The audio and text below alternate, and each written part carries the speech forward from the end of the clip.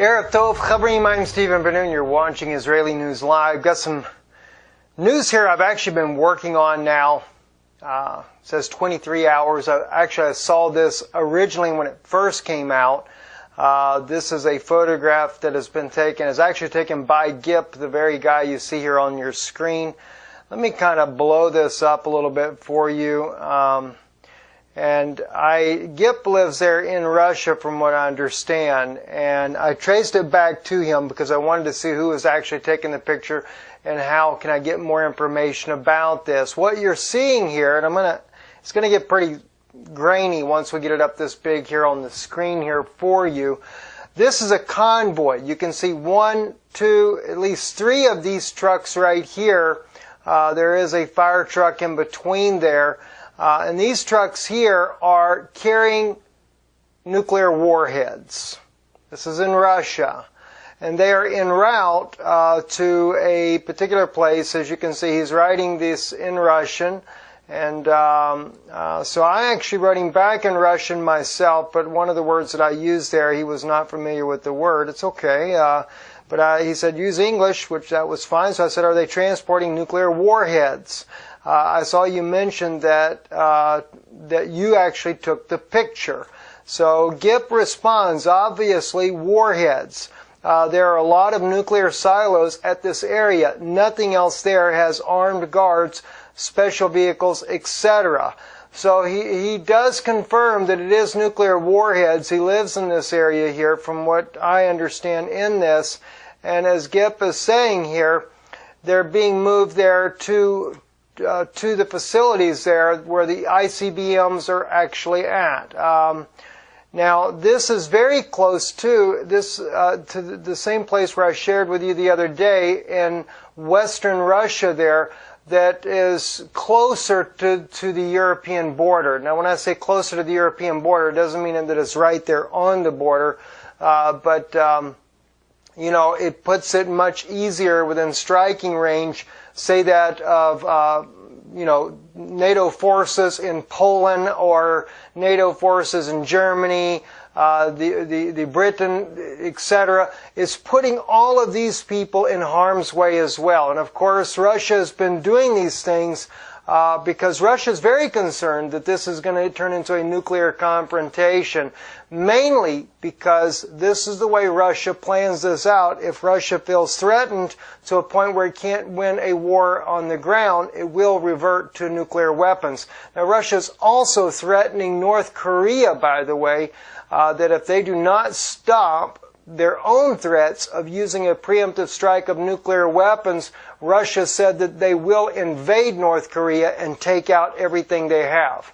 That's pretty strong rhetoric right there. Not just so much rhetoric, but I think that's President Putin trying to make it clear that he is really destabilizing the world. And of course, with the United States already in South Korea and the U.S. bringing in a defensive missile system that has made Russia a little bit uneasy because it's not really for North Korea to either be for China or Russia. Russia's now wanting to get rid of the threat that North Korea is posing to South Korea in order to keep the region more stable on Russia's southeastern border there. Another very concerning issue came out on the Wall Street Journal today that I picked up. UN members are proposing a bypassing of the Security Council on Syria because, Russia can veto it and so could China. So now they're just going to bypass the Security Council altogether and go ahead and launch a strike on Bashar al-Assad in Syria. And that's going to take Russia right under their nose as well, because if you're going to take out Assad, you're going to have to take out Russia. Don't forget, as we played it the other day, John Kerry, Secretary of State John Kerry, clearly said they'd have to take out all the defensive shields that are there in order to be able to take out Assad. That's the S-400s, S-300s, and the only way that can be done is an overwhelming amount of firepower. A little while back, we brought out an article that came out on the Middle Eastern news there, speaking about 800 warplanes coming into Syria on a launch with 14 different nations. Now that sounds pretty far-fetched even in my own thoughts as well, but I will say it will take an overwhelming amount of firepower in order to stop the S-400 or the S-300 system, because the only way you could do it is to be able to put in enough firepower to where they can't reload fast enough, and then they would end up taking out the systems. So whether it be cruise missiles, whether it be bombers coming in, and still there is, I know that there are some people that didn't believe when I brought out that Diego Garcia had really been mounting up a lot of bombers there, in so much that they're even being parked on the highway there near the air runway there. But that's a top secret mission. No one's supposed to know about it.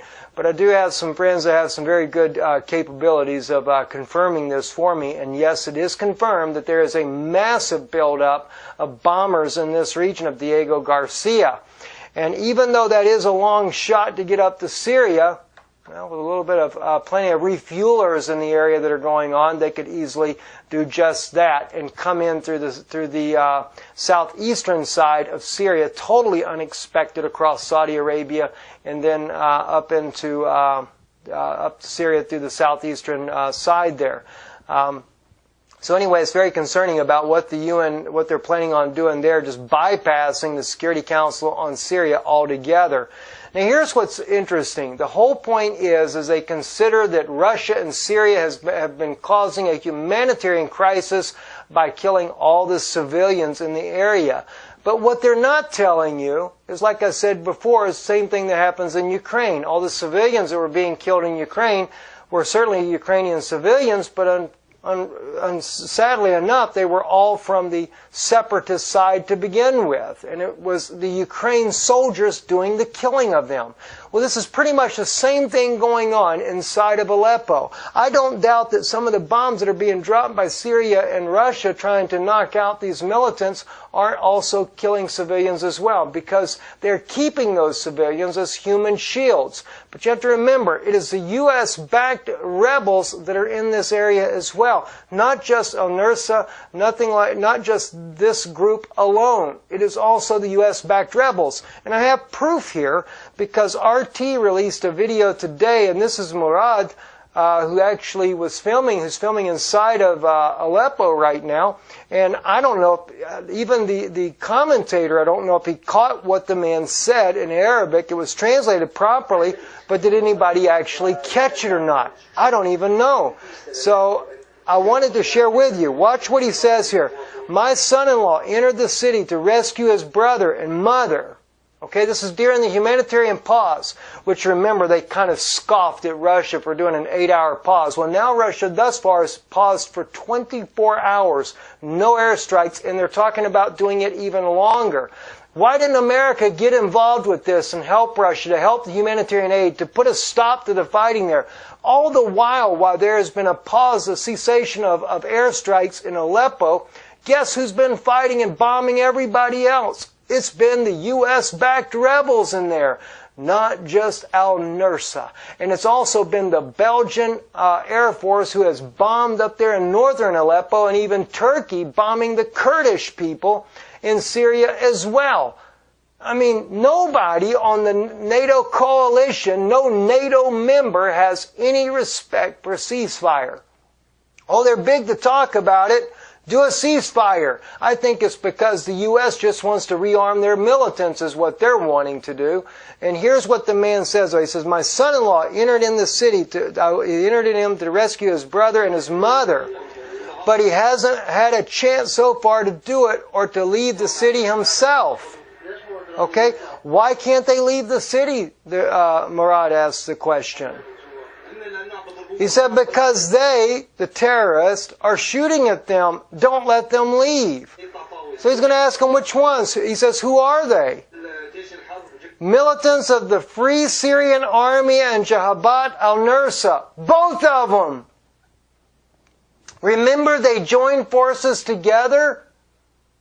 The Free Syrian Army, the U.S.-backed rebels, won't even let nobody out. Holding these people hostages. Holding them hostage against their will and using them as human shields. That's a crying shame. It's even more of a shame to think this is who Barack Obama backs. This is the type of thugs that he backs. And calls this the liberation movement. So this is what's liberating the whole people hostage so that you can, increase your number of civilian deaths. And as he said here, they're the ones shooting at the civilians. They're the ones dropping mortars on them. I mean, this is disgusting. When anybody tries to leave the city, they either shoot at them or beat them or torture them. My brother's daughter is in there, in the eastern part of the city. They're not allowed to leave the city. They shoot at them and throw bombs at them. They're not even allowed to leave their houses. They tried to leave many times, but all in vain. It's very difficult to live there. There's no food, no water, no electricity, no fuel. Now they blame this on Syria and on Russia. No. This is the U.S.-backed moderate rebels and al-Nusra that cut all that supply to the people so they don't have nothing. And this is what the U.S. coalition, they back these kind of thugs.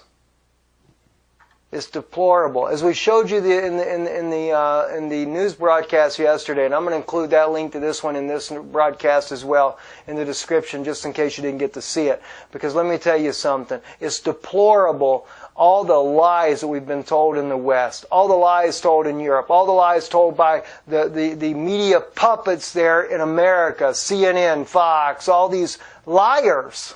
That's what they are, liars. And even a German group sends in an undercover news journalist into RT to expose them. The man ended up agreeing with RT and said that they're the most honest news reporting team he'd ever seen. Backfired on you, didn't it? And then they had to admit that the Germans are the ones that are the puppets to their government. What a disgrace. Anyway, continuing on with our story here. Aleppo's humanitarian pause. Militants launch mortar attacks on civilians, according to Sputnik News here.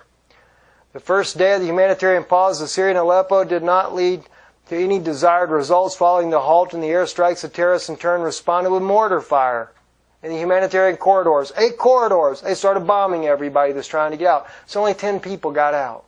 10 people. It is totally deplorable. This here is what I was talking about earlier about the Turkish jet there that bombed the Kurds. And the Syrian government says a flagrant violation.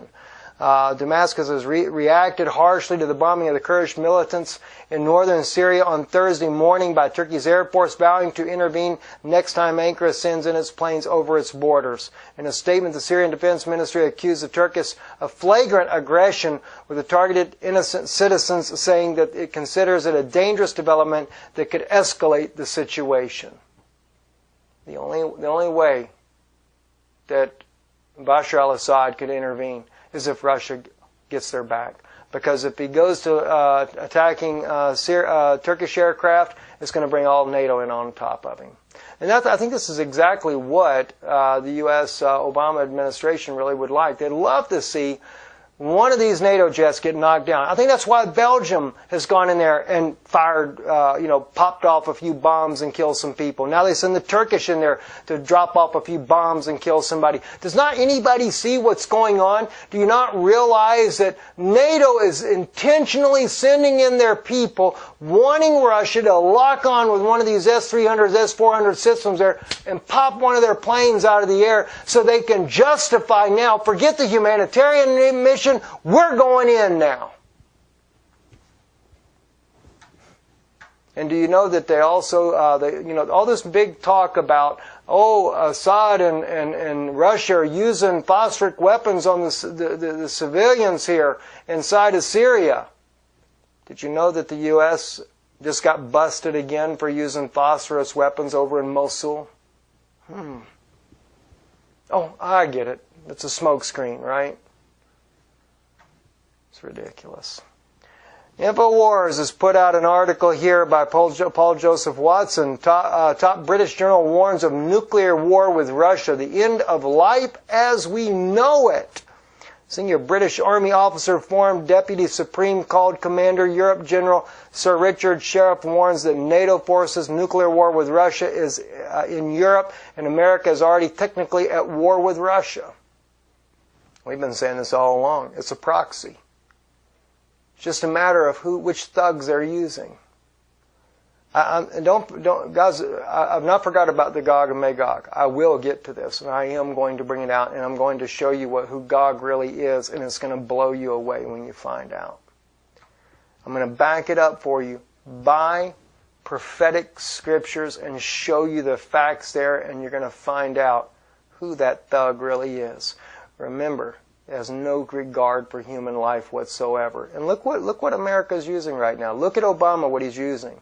He's using a bunch of thugs over there in the Middle East. Most of these guys are not from Syria. They're from all these different warring nations, the ISIS, part of the ISIS members. You know, they just cross lines. Still the same people, still the same ruthless people, have no regard for life. It's not Russians. Have you ever looked at Russian people? I mean, the Russian people look like American people, for the most part. Unless you get to the Far East, then you look more like the Japanese people.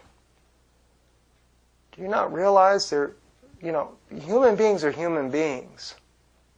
And it's just sad what's going on in this whole conflict here.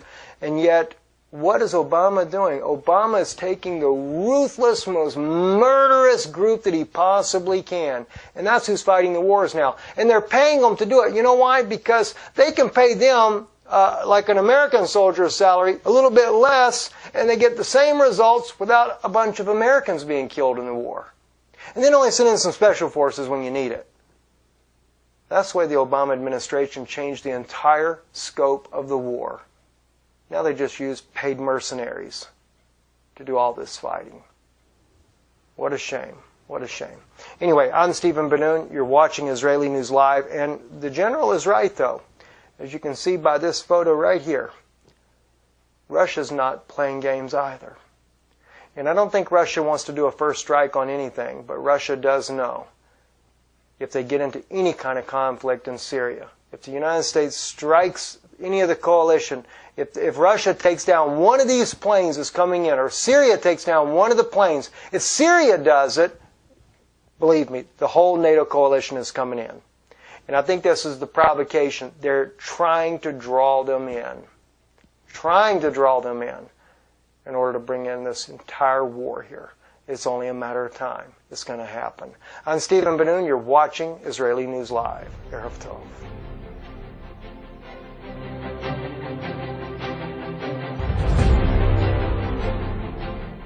You're taking the picture, and how can I get more information about this? What you're seeing here, and it's going to get pretty grainy once we get it up this big here on the screen here for you. This is a convoy. You can see 1, 2, at least 3 of these trucks right here. There is a fire truck in between there. And these trucks here are carrying nuclear warheads. This is in Russia. And they are en route to a particular place. As you can see, he's writing this in Russian. And so I'm actually writing back in Russian myself to the facilities there where the ICBMs are actually at.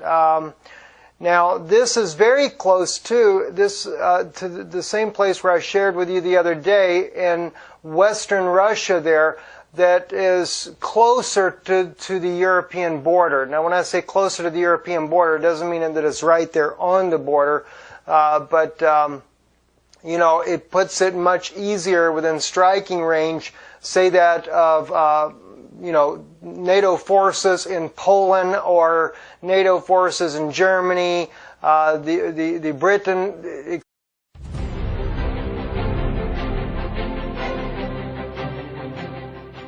Erev Tov, Chavrim, I'm Stephen Ben-denoon. You're watching Israeli News Live. Got some news here I've actually been working on now. It says 23 hours. I saw this originally when it first came out. This is a photograph that has been taken. It's actually taken by Gip, the very guy you see here on your screen. Let me kind of blow this up a little bit for you. Gip lives there in Russia from what I understand, and I traced it back to him because I wanted to see who was actually, etc. Is putting all of these people in harm's way as well. And of course, Russia has been doing these things because Russia is very concerned that this is going to turn into a nuclear confrontation, mainly because this is the way Russia plans this out. If Russia feels threatened to a point where it can't win a war on the ground, it will revert to nuclear weapons. Now, Russia is also threatening North Korea, by the way, that if they do not stop their own threats of using a preemptive strike of nuclear weapons, Russia said that they will invade North Korea and take out everything they have. But one of the words that I used there, he was not familiar with the word. It's okay. But he said use English, which that was fine. So I said, are they transporting nuclear warheads? I saw you mention that you actually took the picture. So Gip responds, obviously warheads.